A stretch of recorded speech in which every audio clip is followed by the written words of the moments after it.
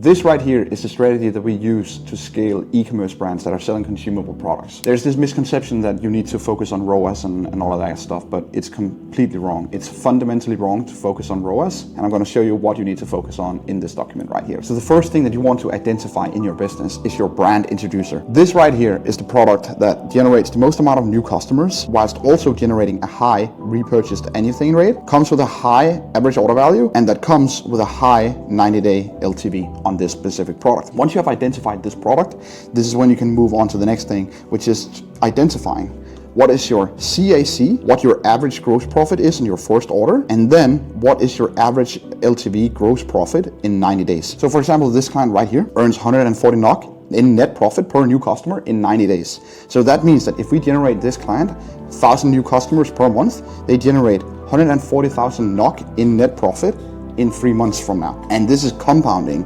every single month. And this is what allows them to scale rapidly. And once you have identified these 3 things, that is when your funnel on your product can go from being mediocre and barely break even at best to becoming a super funnel. Let me show you how. Now, what you do is you optimize everything around your product here, your hero product, your brand introducer.